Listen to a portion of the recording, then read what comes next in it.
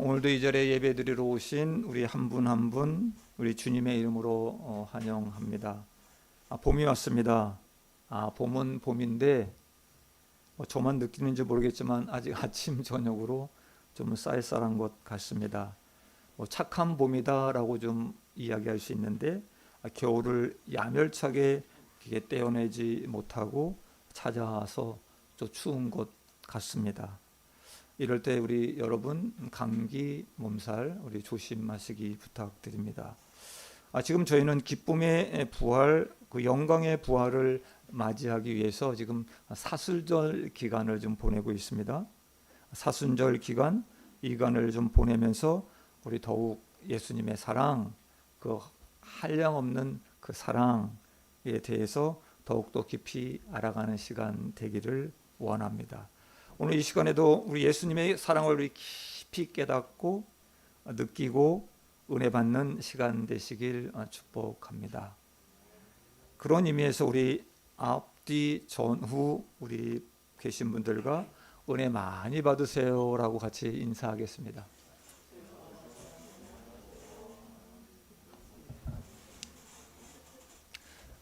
우리 성도 여러분, 여러분은 누군가 울면 같이 울어주십니까? 작은 슬픔에도 자주 눈물을 흘리십니까? 혼자만 다 대답하시는데 지금. 저는 어릴 때부터 장남으로서 태어나서 늘 강해야 된다 생각해서 그런지 모르겠습니다. 특히 남자는 눈물을 흘리면 안 된다고 생각해서 어떤 경우에도 특별한 경우를 아니면 눈물을 참고 살았습니다.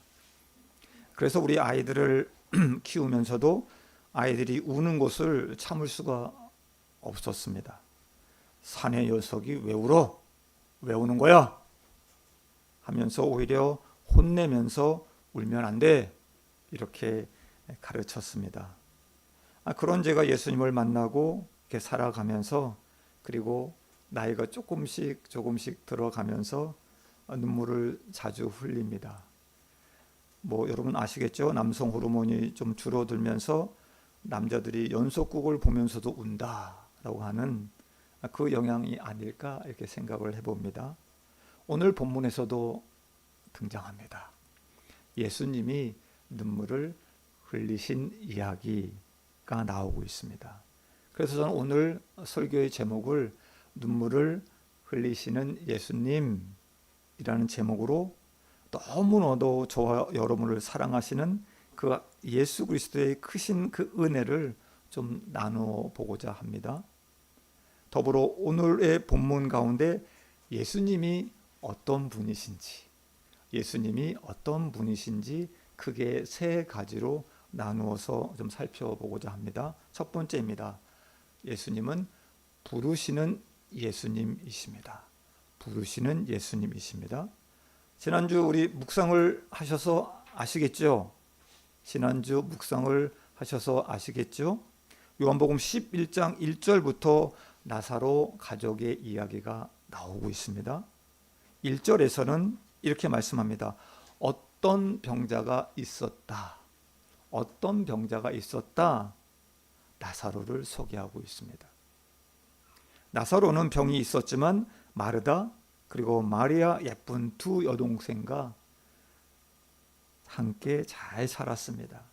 이들은 부모님도 안 계셨고 넉넉한 형편도 아니었지만 서로 의지하면서 화목하게 살고 있었습니다.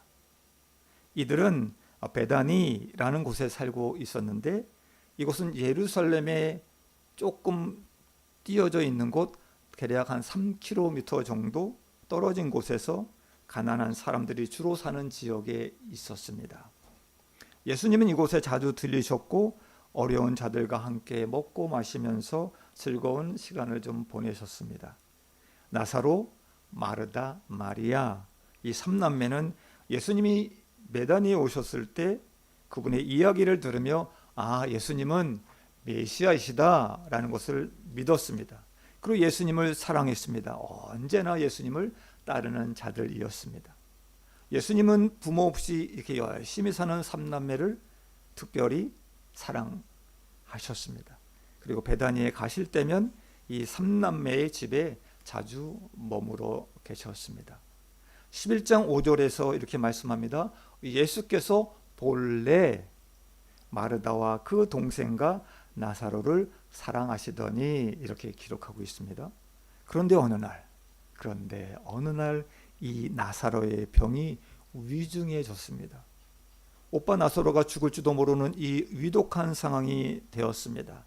자매에게 이 예수님이라면 오빠를 분명히 고쳐주실 수 있을 것이다 라고 하는 확신을 갖게 됩니다. 그래서 마르다 마리아는 예수님께 전가를 보냅니다. 우리 11장 3절 말씀입니다. 다 같이 봉독합니다. 시작. 이에 그 누이들이 예수께 사람을 보내어 이르되 주여 보시옵소서 사랑하시는 자가 병들었나이다 하니. 아멘. 누이들은 예수님 빨리 와주세요. 빨리 와주세요. 오빠가 죽으려고 해요. 오빠가 죽으려고 해요.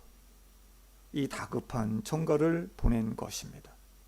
그런데 웬일인지 이 다급하게 찾는 이들의 요청에도 예수님은 끔찍하지 않으시고 움직이지 않으십니다.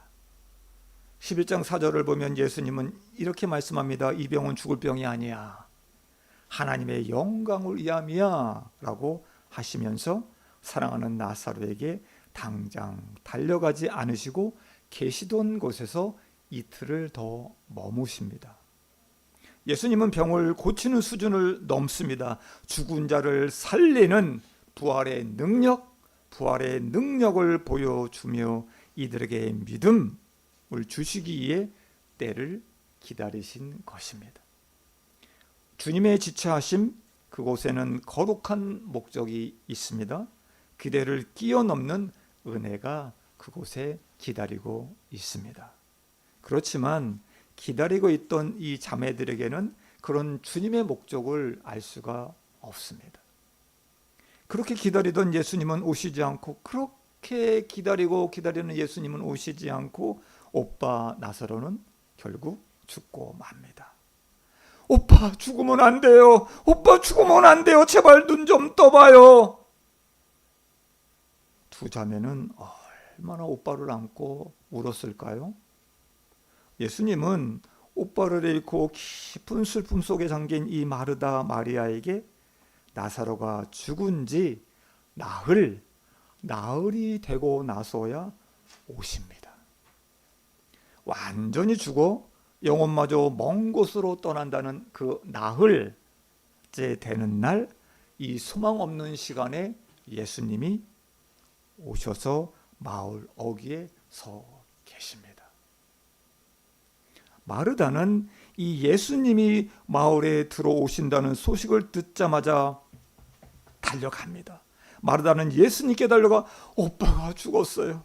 오빠가 죽었어요. 주께서 여기 계셨더라면, 주님께서 여기 계셨더라면 내 오라버니가 죽지 아니하셨을 텐데, 죽지 않았을 텐데 말씀을 드립니다. 이때 예수님은 마르다에게 내 오라버니가 다시 살아날 거야. 내 오라버니가 살아날 거야 하시며 예수님이 누구신지 말씀합니다. 11장 25절과 우리 26절 말씀입니다. 말씀 읽습니다. 시작. 예수께서 이르시되 나는 부활이요 생명이니 나를 믿는 자도 죽어도 살겠고 무릇 살아서 나를 믿는 자는 영원히 죽지 아니하리니 이것을 내가 믿느냐? 아멘. 지난주에도 말씀드렸습니다. 사도 요한은 이 요한복음을 기록하면서 표적을 통해 예수님이 누구신지, 그분의 정체성, 그 예수 그리스도의 메시지를 전해주고 있다라고 말씀드렸습니다.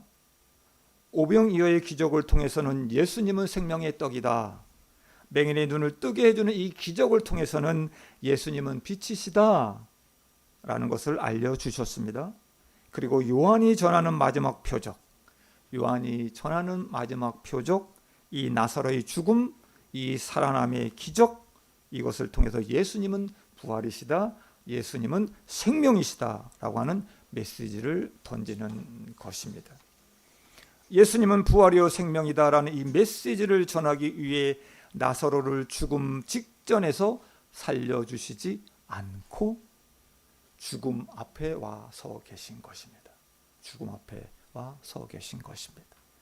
예수님은 2주 후면 본인도 자신도 십자가에 죽고 부활하실 것을 이들이 믿도록 먼저 그림처럼 전해주고 있는 것입니다. 나는 부활이요 생명이다 이렇게 선언하시는 이 예수님의 말씀을 듣고 마르다는 베드로처럼 이렇게 신앙 고백을 합니다. 주는 그리스도시요 세상에 오시는 하나님의 아들이십니다 라고 마르다는 고백을 합니다. 이 놀라운 신앙 고백을 뒤로 한 채 마르다는 동생 마리아에게 달려갑니다. 마리아야 마리아야 선생님이 오셨어 그리고 너를 부르셔 어서 빨리 가봐. 이 말을 듣자마자 29절을 보시면 마리아는 급히 일어나 예수님께 나아갑니다. 부모님처럼 의지했던 그 오빠의 죽음, 그 죽음으로 이 절망과 슬픔의 자리에 앉아있던 이 마리아를 주님은 부르십니다. 주님은 부르십니다.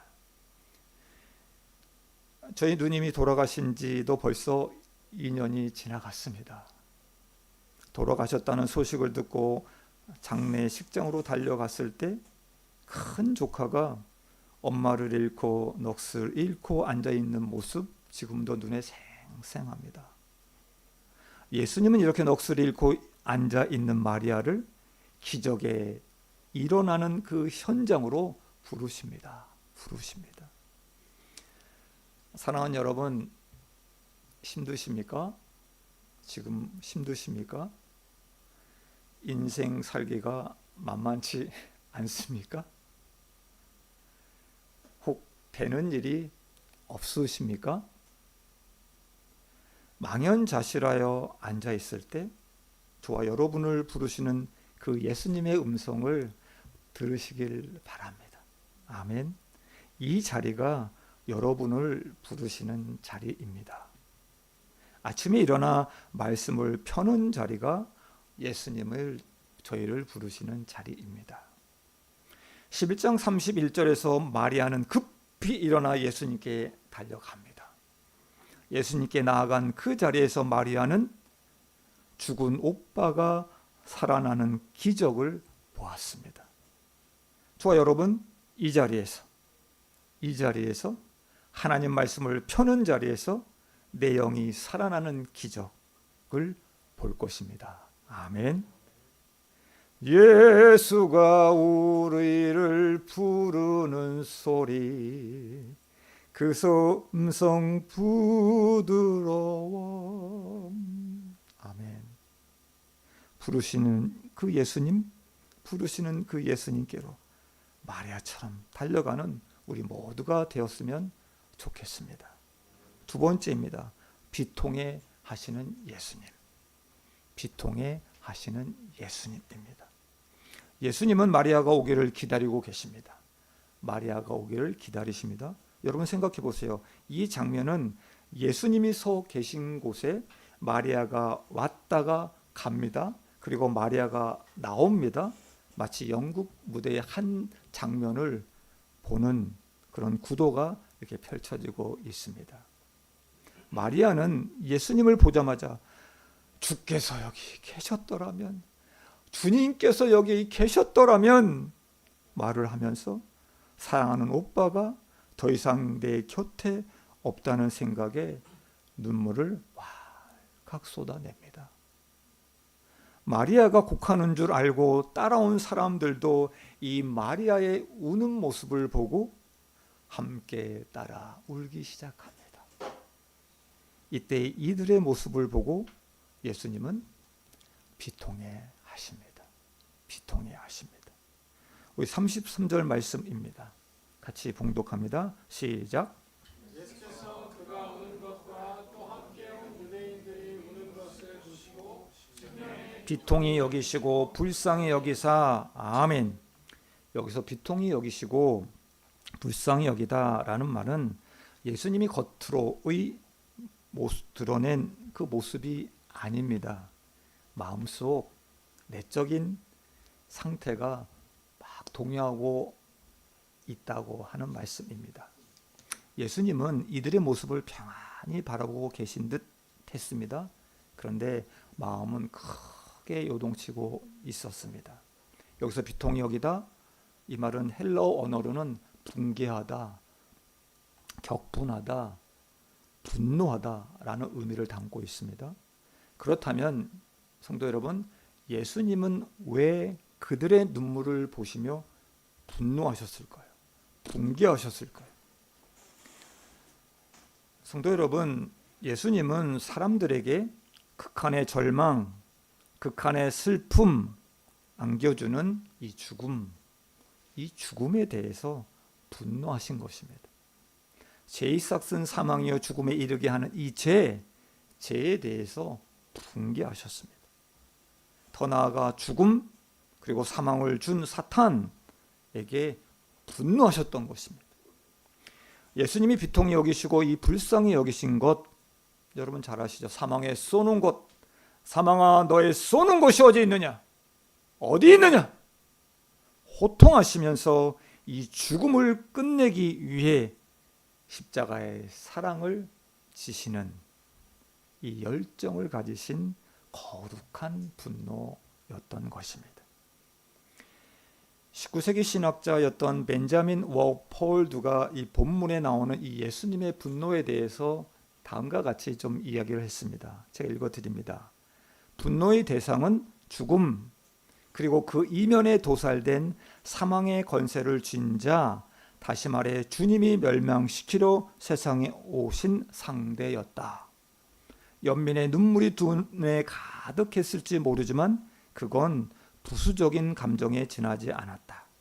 예수님의 마음은 분노로 가득했다.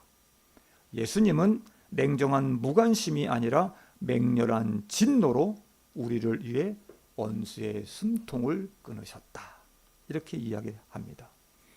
저는 말씀을 좀 준비하면서 내 사랑하는 자들을 죽게 하다니, 내 사랑하는 자를 이렇게 슬프게 하다니 가만두지 않겠어. 내가 어떻게든 할 거야. 하시며 우리의 편이 되셔서, 저와 여러분의 편이 되셔서 분을 내시는 이 예수님의 진한 사랑이 느껴졌습니다. 여러분도 이 사랑이 좀 느껴지십니까? 아멘. 우리를 사랑하셔서 예수님은 이 죽음으로 인한 고통, 이 슬픔을 끊어버리시기 위해 십자가를 지신 것입니다. 그리고 저와 여러분에게 영원한 생명을 주셨습니다. 아멘. 세 번째입니다. 눈물을 흘리시는 예수님. 눈물을 흘리시는 예수님입니다. 예수님은 마음의 분노를 삼키십니다. 마음의 분노를 삼키시며 물어봅니다.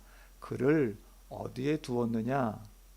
일본어 성경에는 그를 어디에 장사했냐? 이렇게 물어보십니다. 그러자 마리아와 일행은 나사로의 무덤으로 안내합니다. 주여 와서 보옵소서. 주여 와서 보옵소서. 이 대하는 제자들이 처음 예수님께 나와 랍비여 어디 계십니까? 랍비여 어디 계십니까? 이 물었을 때 주님이 와서 보아라 대답하신 것과 너무나 비슷합니다. 예수님은 빛과 생명으로 제자들을 초청하셨습니다. 그런데 지금 마리아와 일행은 이 예수님을 어디로 초청하셨습니까? 어둠과 사망이 있는 나사로가 죽은 그 무덤 앞으로 초청합니다. 그들의 초청에 예수님이 보이신 반응은 아무 말씀도 안 하십니다. 눈물이었습니다. 35절 말씀입니다. 35절 말씀. 오늘 주일 암송 구절입니다. 같이 읽습니다. 시작. 예수께서 눈물을 흘리시더라. 예수께서 눈물을 흘리시더라. 여러분, 냄새나는 시신 앞에서, 그 무덤 앞에서 주님은 조용히 눈물을 흘리십니다. 거지같이 사는 나의 모습, 냄새나고 어둡고 이 절망적인 그곳으로 주님을 초청해서 주님, 저 이렇게 살고 있어요. 주님, 저 이렇게 살고 있어요. 말씀드릴 때 주님은 눈물을 흘리시는 것입니다. 어떤 학자들은 이렇게 말합니다. 나사로가 자고 있다 말하시며 이틀을 유하신 그 예수님, 나사로를 살리기 위해 오신 그 예수님이 왜 구태여 눈물을 흘리신 것일까? 이렇게 말하는 학자들이 있었습니다. 히브리서 기자는 히브리서 4장 15절에 말씀합니다. 예수님은 우리의 연약함을 동정하지 못하실 이가 아니요 모든 일에 똑같이 시험을 받으신 이다 라고 말씀합니다. 예수님은 우리의 슬픔을 동정하십니다. 그리고 공감하실 수 있는 분이십니다. 예수님은 마리아에게 울지 마라, 내가 오빠 나사로를 살려줄 거야 으스대며 말씀하지 않으셨습니다. 단지 지금 있는 처해 있는 상황, 마리아의 슬픔, 그리고 사람들의 그 슬픔에 공감해 주셨을 뿐입니다. 사망의 권세 아래 무기력하게 운명을 달리할 수밖에 없는 이 인간들의 이 비극적인 현실에 대하여 공감하십니다. 그리고 그들과 함께 눈물을 흘리십니다. 누구는 이 시대를 이렇게 이야기합니다. 눈물이 메마른 시대, 눈물이 메마른 시대라고 이야기를 합니다. 연속곡을 보면서는 눈물을 흘리지만 눈앞에 고통을 당하고 있는 사람들을 보면서는 울지 않는 무정한 시대라고 말을 합니다. 그러나 이 무정한 시대 속에서도 우리 예수님, 저와 여러분의 예수님 나와 함께 울어주십니다. 우리가 울고 있을 때 우리의 슬픔을 팔짱만 끼고 구경하는 분이 아니십니다. 우리와 함께 울어주시는 그분 예수님이십니다. 함께 울어주시는 사람 예수님, 하나님 예수님이십니다. 아멘. 우리 김기석 목사님이 이용도 목사님의 그 눈물을 주소서라는 글을 소개해 주신 적이 있는데 공감이 되어서 좀 글의 일부분을 떼었습니다. 제가 한번 읽어드릴게요. 오늘의 우리는 눈물이 다 말랐습니다. 눈물 없는 곳에 못된 것들만 무성하여 있습니다. 눈물은 살균력이 있습니다. 원망, 불평, 이기 등은 전염병 이균과 같아서 자신을 죽이고 또 남의 가슴에 살촉을 박아 죽게 하는 악독한 병균입니다. 이 모든 균들은 눈물로서 죽일 수 있습니다.